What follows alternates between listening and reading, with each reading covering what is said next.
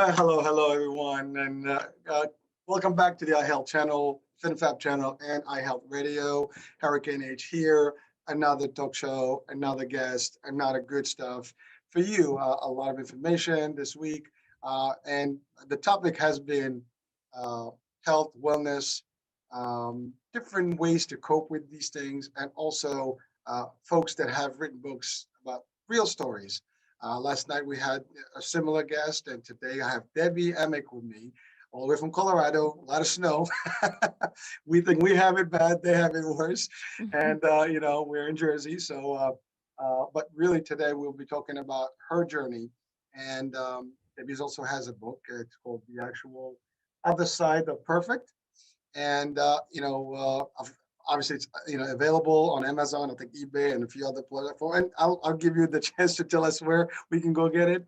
But really, Debbie's going to talk to us about her story and her illnesses and how she was able to kind of overcome all that, and not only overcome it, but really take it to the next level and share her story and her motivation, inspiration with everybody else. So tonight is going to be an interesting, very, very motivational piece of information that we all can use in our lives, because today we're healthy. You never know when things happen and then how you cope with it. So, again, that being said, I'll turn it back to Debbie. Debbie, tell us a little bit about yourself. Oh, well, I'm just so grateful to be here and have this lovely conversation with you. Thank you so much for giving me the chance. Yeah, so about 10 years ago, I started navigating these like winding roads of autoimmune diagnosis and treatment. And so for a while, that meant I gave away my power to people with MD after their name, right? Looking for diagnosis and then seeking some sort of validation from that. And at one point, I found myself on 9 different medications, prescription medications, 3 times a day, and feeling so much worse than when I started. And so I slowly started taking back my power a little bit at a time, working on things that I could control in my own environment without, a doctor's permission or help. So I was working on nutrition, what I was putting into my body, fitness, how I was moving my body, decreasing toxicity in my environment, the products I use in my home and on myself. And eventually I had this conversation with my rheumatologist that led me to thinking maybe I should step away from my job for a while and try and eliminate stress. And so I did that. I left a 14-year career in classroom teaching. And I thought, this will be the magic bullet, right? This will solve all my problems, eliminate all my stress, and I will get healthy finally. And it wasn't until I did that that I found myself in this very unexpected, deep, dark, emotional place. And my work since then has been just like clawing myself out of that place, and doing everything I could to never go back. And so the surprising thing that happened was when I began to work on this more emotional side of myself, like figuring out how I got in those depths. I also began to feel positive physical effects in my body, like physical pain leaving my body. And so it just made it really clear how closely the two go together. Um, for me, it was repressed emotions and some trauma I had never dealt with, and finally dealing with that did start to help my physical health as well. So thank you, Debbie. The first part is, let's go to the source. So you talked about autoimmune chronic illnesses. Can you shed a little bit more light on what that was, and because I mean, there are many people that may not even know what that could be. I mean, obviously, if you're in health, you probably know, but a lot of folks, what does that mean? I mean, does your Sure. immune system shut down? I mean, is it not working? And how does that even manifest, right? If you can Yeah. share with So us your background. yeah, for me, there were whispers to things happening in my body for a long time, but finally, what I couldn't ignore was physical pain. So I was active like a runner, and I had to stop running. I had some severe soreness in my hip. After I would mow the lawn, I would have so much pain in my hands and wrists and elbows that I couldn't push a shopping cart in the store. After that, we like to hike, and I just had a very painful hike coming down the mountain one day where I didn't know how I was going to make it down.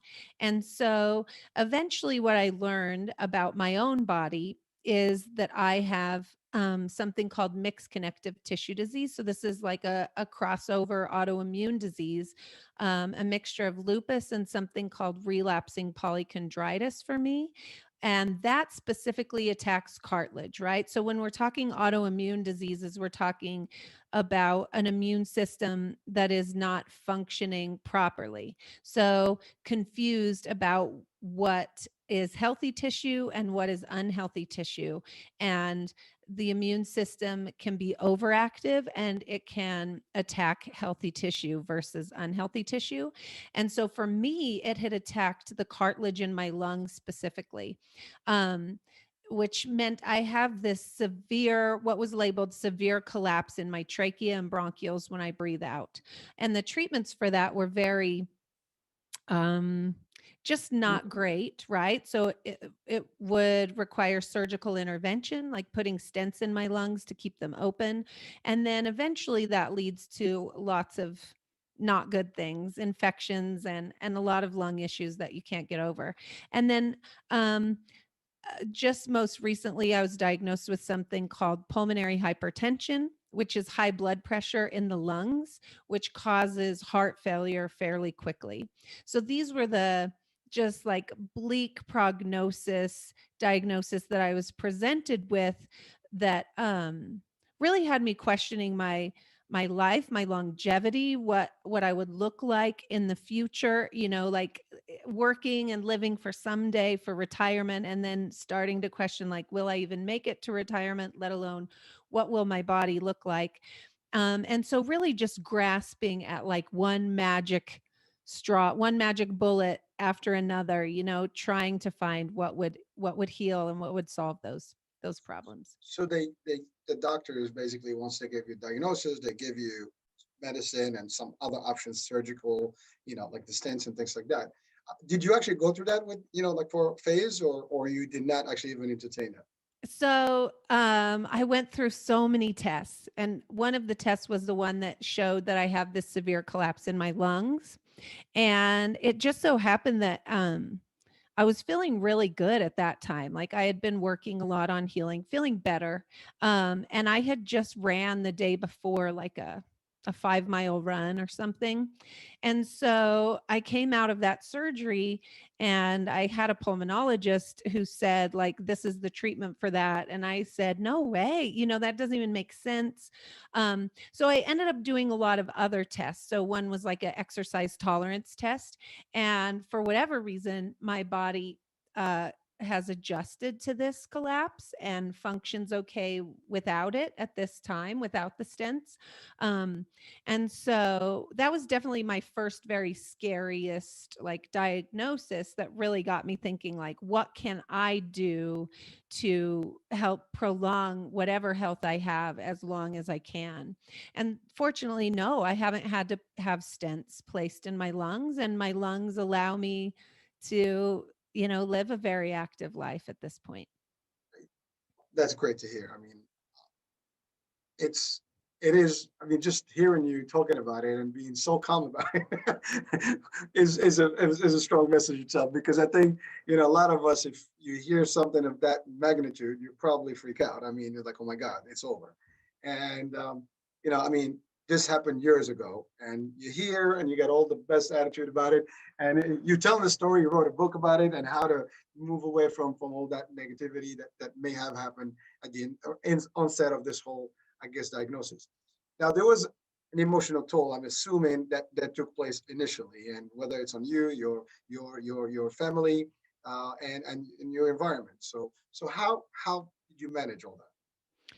Certainly, I hear what you're saying. I don't always feel all put together and great, but I'm definitely at a different point now than I was when I was going through that, right? There were plenty of moments that were freak out moments and really questioning what what life had in store for me. But ultimately, I number 1 was faced with this decision of, do I want to live my life or do I want to spend my life like being a victim to this circumstance on the couch, laying here, not really living? I have 2 daughters. And so many of my choices have been just for the health of this family, like trying to truly live, right? And now, at the point I am now, I look at this as like Ryan Holiday's The Obstacle is the Way. I don't know if you're familiar with that book, but uh, the obstacle in the path becomes the path. It's a Stoic quote, Stoic philosophy. And that's how I see this now. This obstacle really showed me the way to a deeper, fuller life that I am able to live now that I wouldn't have had this not happen. It had me questioning like my true values, my true desires, um, what I really had to do, how I had to show up in the world. And it's really led to a whole other way of being for my husband and I, in a good way. And also, it pointed right at this emotional stuff that I had never dealt with.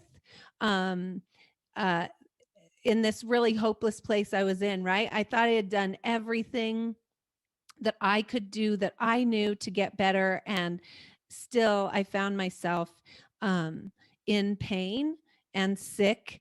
And now, just like very hopeless, thinking maybe it would be better if I was gone. And so, just doing the work to get out of that place has relieved me of so much also and brought me true health, um, whereas I'm able to live my life the way I want to today. So it doesn't matter how many days I have when I can live the days that I do have as fully as I'm able. That So, was, so yeah. it's deep actually, and I think for a lot of folks that are listening in or watching, you have to really to appreciate the magnitude here because sometimes when we face with the horrible and the worst nightmare, that's when we either make a stand or just collapse and it's over, right?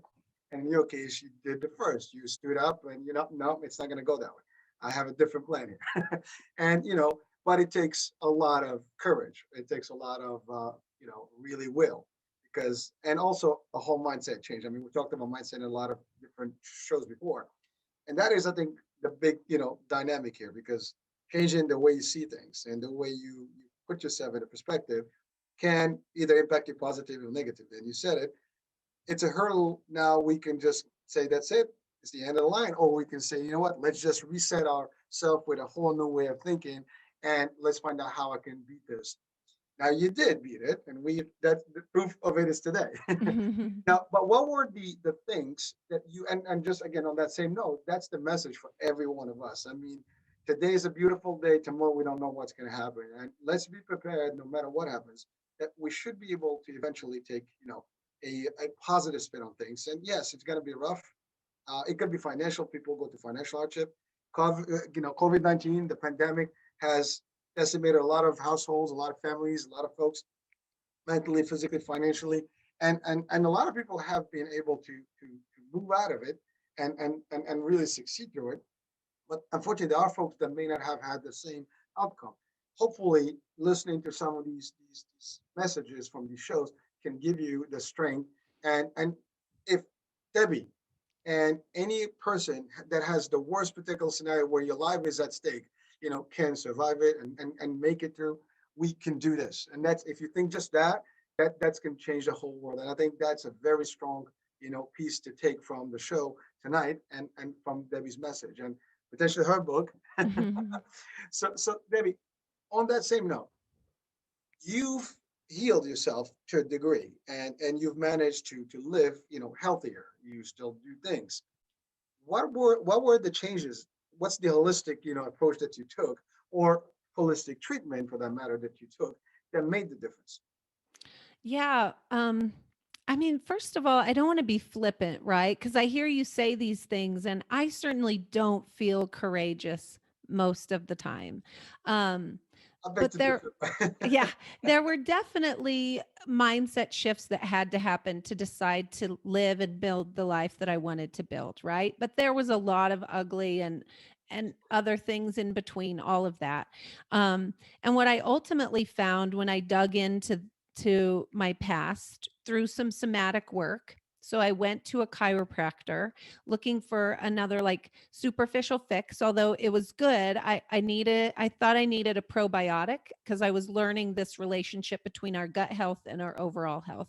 And I was confused by like how many are out there on the market, the difference in prices, whatever. So I go to her and I say, I want a probiotic. Can you recommend a probiotic? And she kind of saw through that, and she suggested doing some energetic work and some somatic work. So like physically holding emotional pain in your body, kind of. That's what somatic means, some physical body work. Um, and I right away, being a very pragmatic, like very like Western medicine centered person, went out looking for skeptics. And I went to my husband and I was like, she wants to do this. Is it crazy? I'm not going to go back, you know? And I went to a friend, said the same thing. And they were both like, well, you've tried everything else. I don't know why you wouldn't try it. And so I went to her kind of just like checking boxes. Like, I'm going to say I did everything. Um, and over a few months after she did um, this work of where I was holding like memories, emotional pain in my body and helping me release it, I started to feel some physical pain that I had been holding in my shoulders, in my thighs, leave my body, like lessen and eventually go away. I was doing all these other things at the same time, um, doing a lot of reading, like learning about releasing shame from Brene Brown, reading Glennon Doyle, learning that like I had used perfectionism and people pleasing to as a way to like never really deal with these issues from my past and also keep people at arm's length, right? Never be vulnerable enough to let them see the real me. And so I was meditating and journaling and doing all of this reading and working on all of that at the same time. And what I had realized is that the work that I had done to that point with food and exercise was all another thing to add to this coping mechanism of perfectionism that I had. So I was really working on my food until I was over controlling my food, probably to a very limiting extent. And then I was overdoing it with exercise, right? Like almost to a punishing extent. And so once I started working on this emotional side, the mind and the body at the same time, I slowly began to use those things in a loving way. So I can use food in a way to show love for my body in a healthy way, right? But not to like a limiting, over controlling extent. And I can do the same thing with movement and exercise in a way that loves and cares for my body, not like punishing or hurting me. And so all of that kind of worked together and was happening all at the same time to help me get to the place where I could realize these unhealthy like coping mechanisms and why I had developed them and let go of them and be able to create this practice and routine that helps me live in a much more aware and conscious place and act from that awareness and consciousness. I still have medical doctors, right? I still have to take a couple prescription medications. I'm grateful for that. That helps keep my immune system under control. But also, I can use all of these things to help care for and love my body and work toward healing. So there's a lot of stuff there. I know. So you really kind of gone through the motions and tested things, and you had to really find that equilibrium, that balance between the mind, the body, how to really properly use it, the nutrition, the physical aspect of things, and really get that nice formula, which is usually that's the sweet, spot of how you get things done correctly. And even it doesn't matter what you do in life. I mean, we all are struggling with that every day. Like to Hmm. get that nice little frequency and that sync, right? So you were able to do that. Now, how long did that take you to actually get to that nice level where you got it? Well, from the point where I found myself in this very dark, hopeless, emotional state to feeling better and feeling like I understood myself and actually dealing with my past and releasing that trauma, um, not quick at all, a couple years. And actually, writing the book was sort of a part of that healing process. And that took 2 years in and of itself, from start to release. So yeah, I mean it's a life's work. It definitely took years to get like this dialed in and to a place where I feel like I can have more control, more understanding, just loving myself and my body better. But the physical somatic work, I would say it was a matter of just months before I started to see some actual um Jesus. like release in my body of that pain. I couldn't really lift my arms above my shoulders at all. I couldn't do my hair.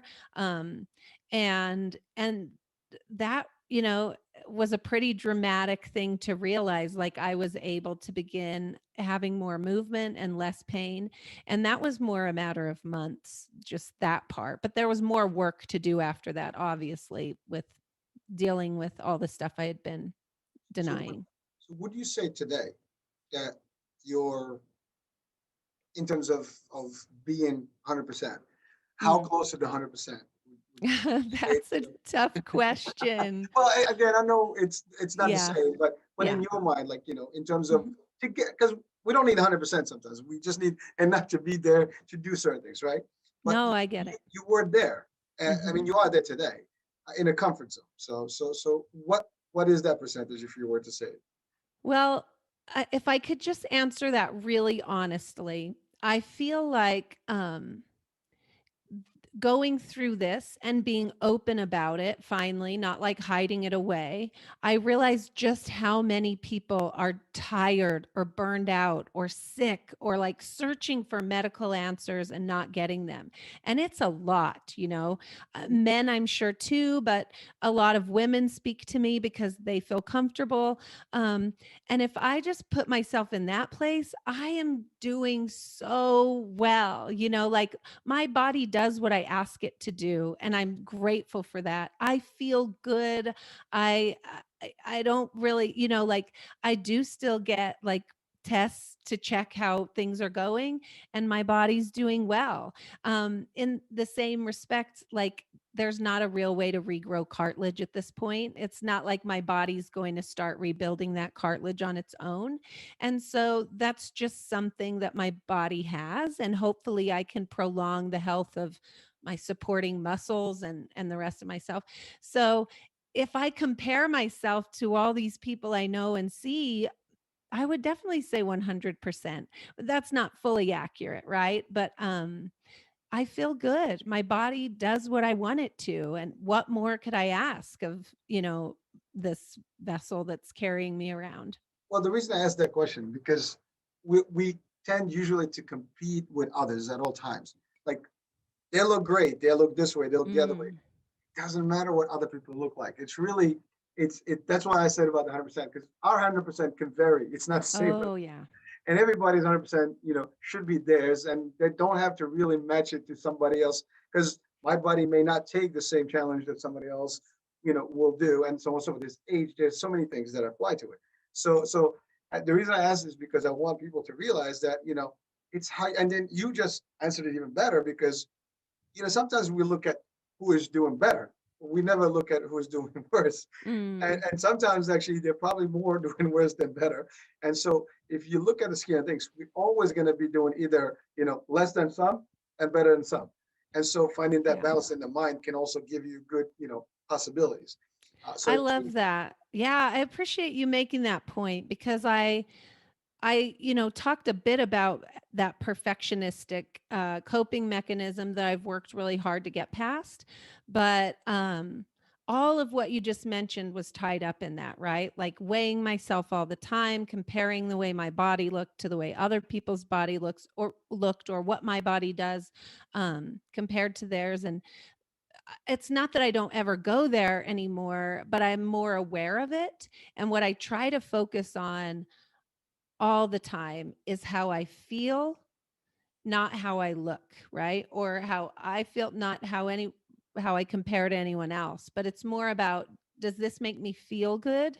Then that's great. Not like how much do I weigh, or what does my butt look like, or what does hers look like, or anything like that. So, Well, I mean, remember, in especially today's, I mean, nowadays, I mean, with everything around us, it's all about, there's certain almost stereotypes on how people should look, should feel, how should dress, and so on and so forth. And we mhm, all kind of get that peer pressure type, and we all want to like almost mimic everything that is trendy, right?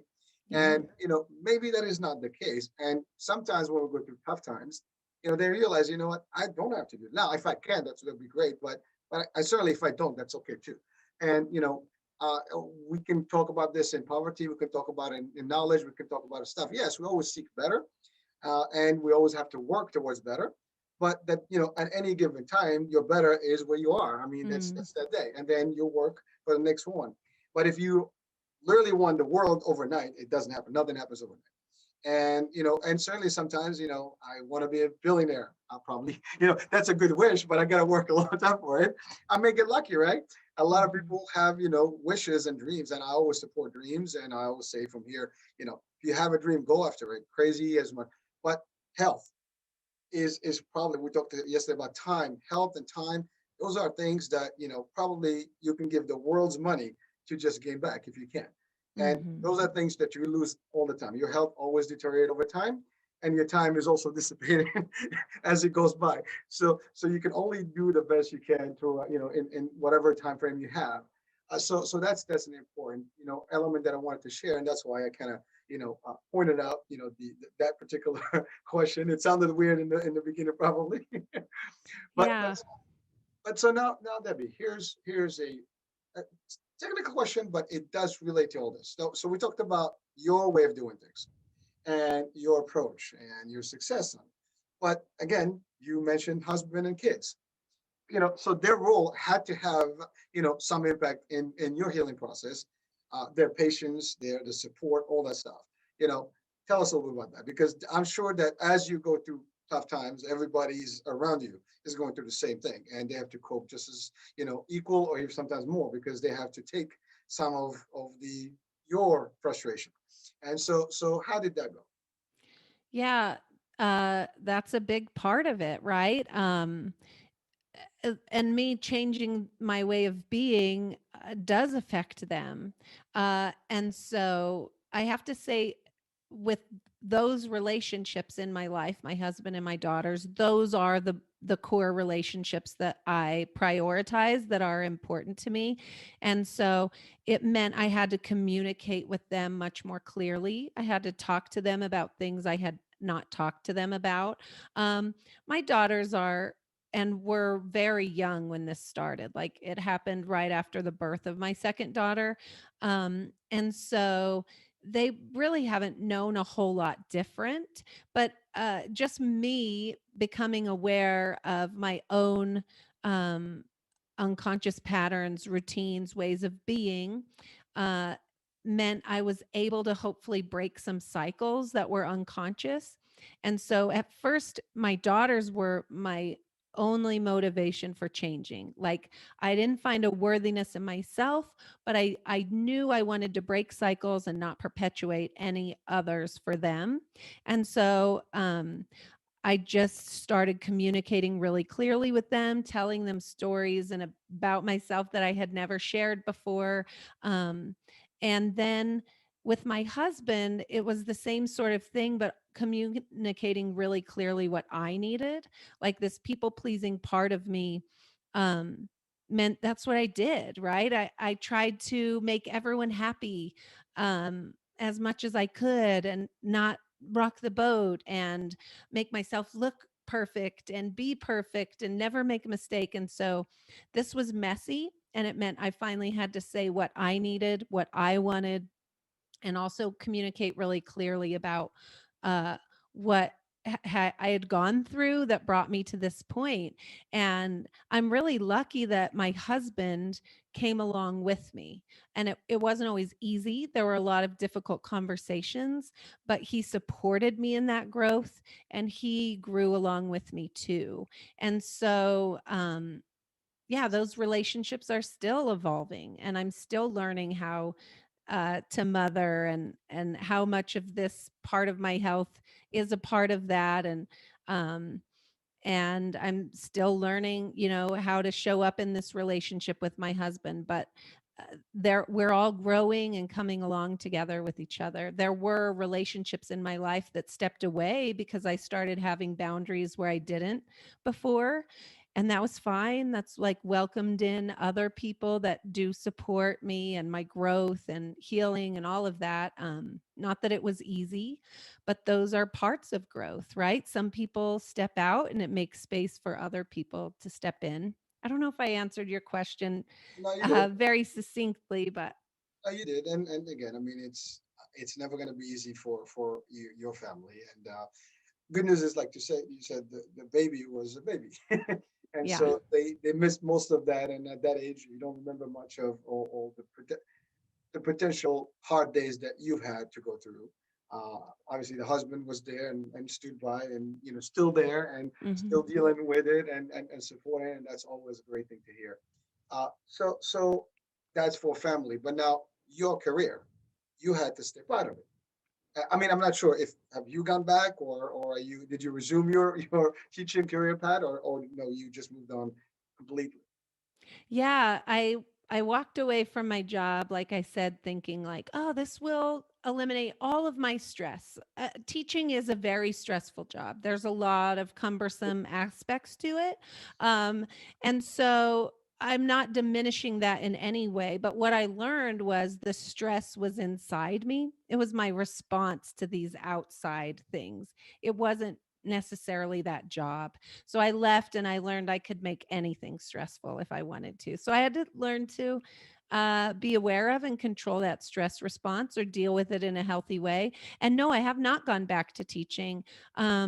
Walking away from teaching allowed us to create some passive income, so that it's not necessary for me to go back, unless I just wanted to, and it's allowed me to show up in the world in a whole other way, writing this book. Um, we have a podcast and some other things as well, and so yeah, I am grateful for that time in my life, and now I'm grateful for where my health has led us so that we can show up in this way in the world now. So that's great to hear. And now let's talk about that book. Oh, See, sure. so that's the key element here. So your experience, your journey. I mean, how did that even start? Did you just think about like let me just write it up in a book, or somebody kind of give you that spark? Hey, why don't you write a book about this? How did that all happen? Yeah.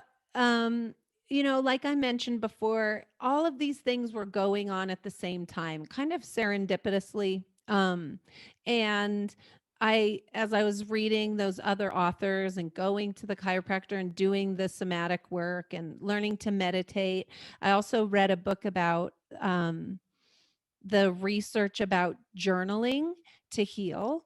And like how dramatic those effects are. And it was the first time I had read about repressed emotions or repressed trauma creating physical illness in your body. So, heart disease, lung disease. Um, it kind of affirmed that for me, whereas I never put those two things together. I thought when a doctor said like maybe you should eliminate stress, it was like she's saying it's all in my head or whatever. And then I read a couple of other books by a couple of other doctors, one called When the Body Says No by Gabor Mate, and another called The Body Keeps the Score by Bessel van der Kolk. And they talk about this relationship between trauma, repressed emotions, certain personality types, and what that does to our nervous system, and the chronic effects of those of that nervous system response, right? The hormones and chemicals our body is releasing when we're in this fight or flight mode so often leads to chronic illness, chronic stress in the body, physical diseases. And so at first it was just like trying to heal and release that from my body, and it turned into the story of healing, and to hopefully being able to help bring other people along in that healing and allow them to heal also, in whatever way, whatever they might be able to glean from it. It just developed that way, and then it felt like this was something I needed to take forward and really make something out of. So And you started the book, and 2 years later, it worked out. Now, yeah. now, now, did you ever hear any from anyone that actually potentially read your book and had an impact or change their life because of reading your book? Oh, wouldn't that be something? It's It really might new be. in the world. Yeah, it's really new. So it just came out February 1st. And I've heard a lot of great, nice things from people about the book. Um, Kind of like, oh, I didn't ever realize that this was showing up in my life, or I never put these two things together. um but yeah, I mean, that is the supreme hope, right? Like, this writing this book really helped me. I know that I've benefited from it, and if it could help someone else, that would be great. It's just such a baby right now that I'm getting so much good support and nice feedback. As far as someone healing or a dramatic change has yet to come, I There think. will be. Oh, We have to believe in that, right? yeah, Well, I thank mean, you. again, it's the same way you've read books and you went through the journaling and you picked up things that helped you and got you to where you are today. I'm sure that particular book, and I think that's the cycle of life, right? We all learn from one thing and from others, and it leads to something that we create, and somebody takes that and picks that on, and so it's like almost like handing a baton to the next runner, and then it Mm, keeps going. So that's the cycle, right? I'm very hopeful that the message that we are sharing today is also contained in the book, and it will hopefully go viral. And yes, for those that are listening and watching today or later, please feel free to check out the book. And again, it's you probably hear the story here, but I'm sure there's more details that we're not mhm. covering on the podcast and the show here. Also, yes, I think the podcast you do have a podcast. I guess that you do like weekly, monthly. How's your working? Yeah. So I should say the name of the book is The Other Side of Perfect: Discovering the Mind Body Connection to Healing Chronic Well, Illness. I couldn't read it all I here. know it's long, but the subtitle's kind of important. So I made sure to include it. At our podcast is an extension of something my husband and I have created together called Go Bucket Yourself. And the podcast is called One Life Live It. It's also a little baby podcast. Like, we just are wrapping up our second season. We'll be starting our third season soon. And it's about empowering people to live their life for today, not someday, not put things off, but begin taking steps. You alluded to this so well, that like all we can really do is take one small step at a time. And so everything we do at Go Bucket Yourself is to empower people to really get clear about what they value, what's important to them, and then start taking one small step at a time to build the life they want, uh, for themselves, their one unique life, right? Well, it is interesting because a lot of folks would probably live their life, especially when you're young, right? I mean, I realize it myself. I mean, I've changed a lot. My own personality has changed over time, and as you, I guess, mature a little bit, you start, evaluating things in your life and check in. You have your check marks, like, whoa, what happened here, and you kind of reset some things. But then when you realize time flies, and it goes quick, and then there are things that you probably took for granted, years back that you would Mhm. not take for granted. Like today, for me personally, and I share this with in public, is that every day is a great day, and you have to maximize it, and you got to do things, and whatever your dreams are, whatever there's an expiration date on that, and you got to work on it, and so that is important to realize that don't take things for granted. Health, money, it can come, it can go, and People, with a lot of money can lose their health, and sometimes you can have you can be healthy, but you don't have money. So a lot of things can be, can happen overnight. And whatever it is, you got to live and you got to enjoy because you don't know what tomorrow brings. Hopefully the best and, great stuff. But we only have today to worry about right now, and then tomorrow's going to happen. Now, I would say also, you can always plan. Planning is key. You can't just, let things happen. You got to set goals, I guess short term, long term, and work towards them. That's fine. But at the same time, you got to maximize the opportunities. Don't waste your minutes. They're very valuable. And when you're in the 20s and the 30s, anyone that's listening, they probably, life, is going to last forever. And then all of a sudden, you like, in my case, you hit the 40s and you're getting closer to the 50s, if not, and boom, whoops, what happened? Half a century is gone. And so it's a big, it's a big deal. And then in your case, for example, the health piece, when you get really hit with reality that, and especially when they give you a diagnosis like this is gonna be bad. And really, and I know when in medicine, I mean, as much as they do a good bedside manner, they'll tell you the truth. And it's really what it is. You just have to live with it, and they kind of set you up a little bit to it. But it is brutal and it is crashing. And again, some people just like, oops, or they can pull up a divvy, Mm-hmm. make a divvy deal here and stand up to it and make it happen. So it is important. So I think the podcast that you just mentioned is worth listening to, worth checking out. It every single thing that we're talking about here. Uh, for everyone listening and watching, you should really just take a couple of things here and just evaluate them for yourself. Check in, see if anything here relates to your life today, before, to someone around you, and then maybe make some adjustments and things will happen. You talked about holistic, review of things, and that is a big deal. Some people may not even believe that exists or that it works. You said it Mm-hmm. yourself, skeptics, right? Everybody's going, forget about it. Take 20 pills. you know, Yeah. uh, and there's also the power of the mind, right? So there's that piece as well. If your mind thinks it, it makes it real. And so if you believe in something and you work towards it, you probably get, the outcome. So it's a lot of stuff that, at least I enjoy these conversations because I can see it actually also gives me a little bit of a vibe. I get some nice energy from it. So I Oh, hope that's good. that energy actually drives to everyone that listens or hears this.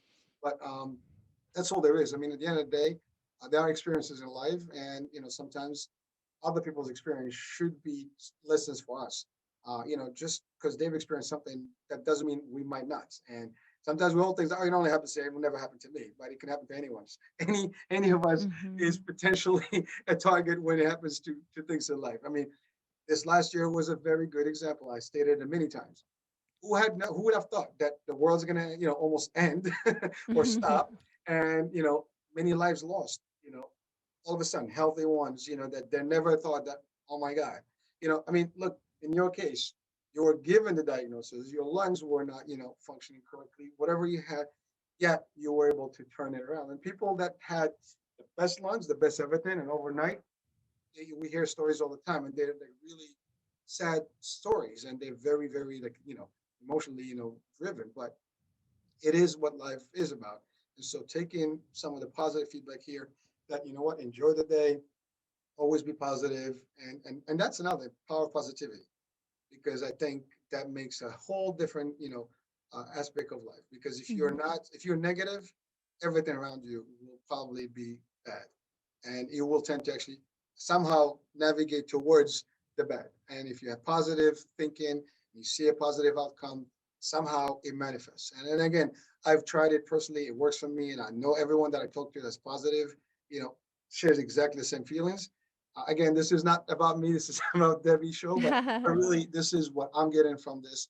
And again, I want to reiterate that to everyone listening, that if it happens here to Debbie, it can happen to anyone. And if it happens to Debbie and she's able to get out of it and make the best out of it, we can do it to any one of us that's listening or watching. So one last item. What would you, because I don't want to be the last one giving that advice. I want you to give me that advice. So what will be your advice, from this platform Mm. right now to folks listening? Well, I mean, we all have a unique set of circumstances and ways that we've dealt with life and got to the point that we are now, right? And so I think that we'll probably all need a unique set of of skills or things to get through that and to where we want to go.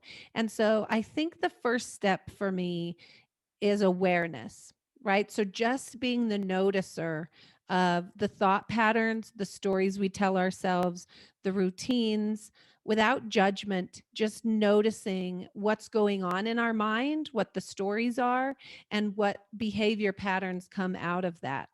Um, and once there's that awareness there, we can detach from things that aren't true, and we can write new stories that we desire for ourselves, right?